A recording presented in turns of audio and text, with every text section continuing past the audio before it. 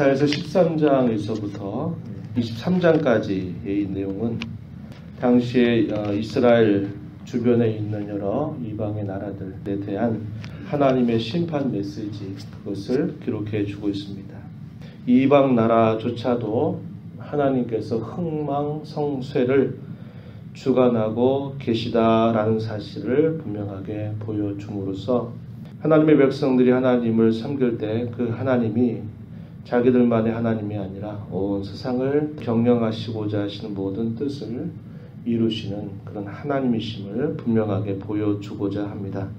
오늘 우리가 읽은 13장과 내일 읽게 될 14장의 내용은 바벨론에 대한 경고의 메시지를 전달해주고 있습니다. 이어서 아수르, 당시에 큰 힘을 발휘했던 아수르 나라, 그리고 또 블레셋, 또 이스라엘 주변에 있었던 모압, 다메섹, 구스, 애굽, 이런 나라들에 대해서 순차적으로 하나님께서 선지자 이사야를 통해서 경고의 말씀을 계속 덧붙여 주고 있습니다.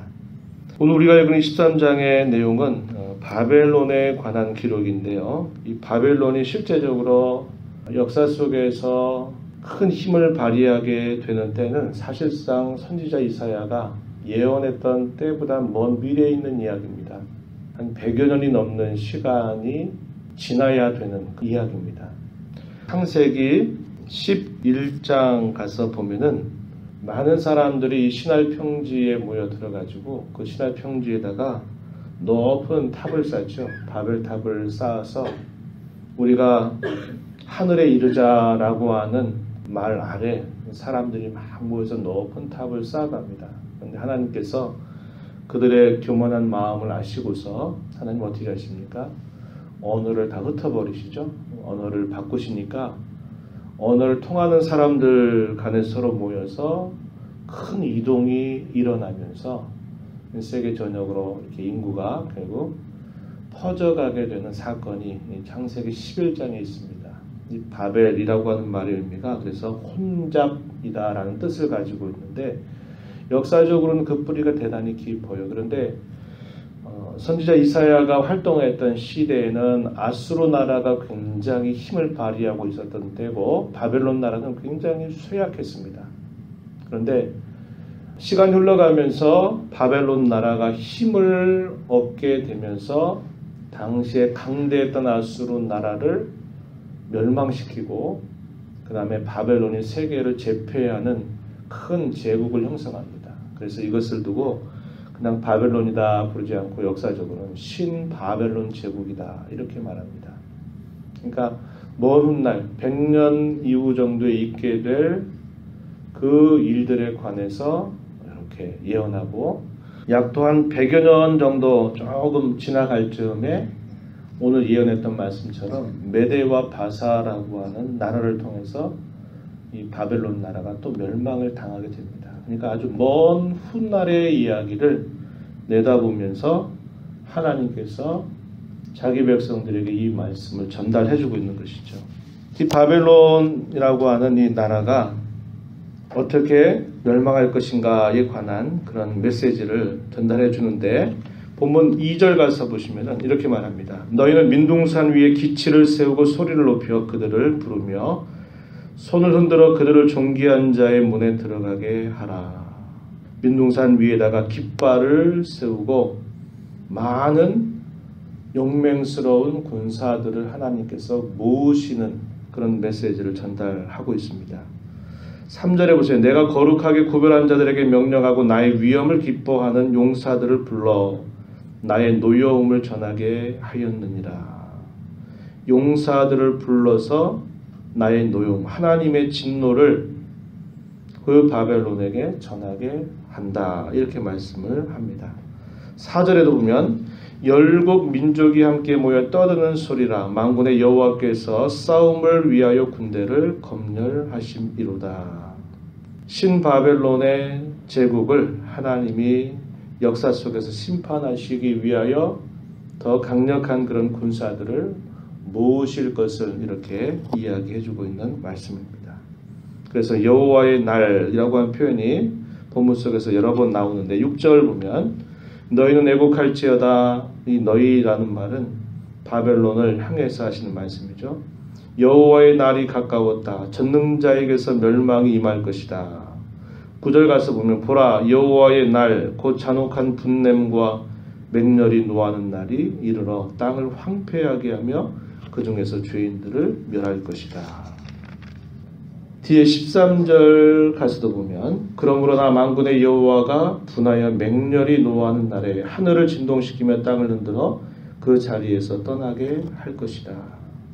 어떻게 하나님께서 이렇게 하실 것인가 누가 나요? 17절 가서 보면은 이렇게 말합니다. 보라 은을 돌아보지 아니하며 금을 기뻐하지 아니하는 메대 사람을 내가 충동하여 그들을 치게 할 것이다. 이스라엘 주변의 나라들 끊임없이 이스라엘을 괴롭혔던 큰 나라들이 애굽이라고 하는 나라가 있고 아수르라고 하는 나라가 있죠. 그리고 그 아수르 나라 다음에 바벨론이라고 하는 나라가 등장하고 이 바벨론 나라가 메대와 바사에 의해서 또 멸망을 당하게 되는 것. 이게 성경의 역사 속에서 등장하는 큰 세력들입니다. 큰 세력들에 대해서 기억을 하고 있는데 여기서 예언되고 있는 그 말씀은 그 신바벨론 제국을 하나님께서 메대 바사 사람들을 일으켜 세워서 그들의 죄악을 심판하시겠다라고 하는 메시지를 전달하고 있습니다. 그들이 심판받는 그 이유가 무엇일까요? 11절 가서 보면 내가 세상의 악과 악인의 죄를 벌하며 교만한 자의 오만을 끊으며 강포한 자의 교만을 낮출 것이다. 세상의 나라들이 심판받는 이유는 결국 그들이 짓는 죄, 악에 대한 심판이면서 그 내용은 교만, 오만이라고 하는 겁니다. 우리가 앞에서도 보지만은 이 아수르 나라 같은 경우도 자기가 믿는 신이 그 어떤 세계 나라보다 신보다 더 강력하기 때문에 당시 모든 주변의 나라들 다 삼킨다 하는 교만한 마음을 품었죠. 그에 대해서 하나님께서 심판하시는데 바벨론이라고 하는 나라를 통해서 아수르를 심판하시는 일을 하시고 바벨론 나라도 아수르를 멸망시키면서 그 세력을 크게 확장하다 보니까 어떤 마음이 들어요? 우리를 이길 자가 과연 누구인가? 우리가 섬기는 신보다 강한 신이 과연 어디에 있는가? 라고 여기면서 그들이 교만한 마음을 품고 죄악을 행하는 그런 일들 때문에 결국 그것은 하나님의 진노를 사게 되어 역사 속에서 망하게 되는 그런 사건이 나온다라고 하는 겁니다. 그래서 세상의 모든 나라들, 세상의 모든 사람들이 하나님 앞에 심판받는 이유는 하나님을 떠남으로 범한 죄뿐만 아니라 그 중에서도 그들이 하나님 없이 살아가는 것에 대해서 아주 우쭐해하고 교만하고 거만한 태도를 취하게 될 때 하나님은 그들을 심판하신다라고 하는 것을 분명하게 보여주고 있는 것입니다. 이 세상의 나라를 향하여서 하나님이 그들의 교만과 거만에 관하여서 심판하신다면 하나님의 백성들로 부름받는 이스라엘이라든지 유다 백성들이 어떻게 해야 될까요? 하나님만을 섬기고 하나님 앞에 겸손하게 행하는 것을 하나님이 원하신다는 겁니다. 교만하지 않는다는 게 뭘까요? 하나님의 백성들에게는 하나님을 언제나 붙잡고 살아가는 것을 말하고 하나님을 언제나 신뢰하는 것을 말하고 하나님을 의지하며 살아가는 것을 말해주는 것입니다.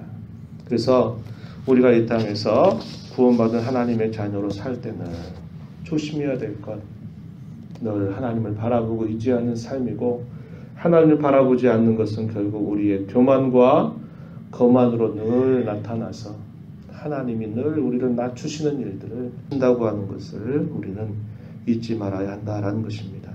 이 바벨론 나라에 관한 심판의 주체가 누구신가? 여호와 하나님께서 하신다라는 사실을 본문 속에서 여러 번 강조하고 있습니다.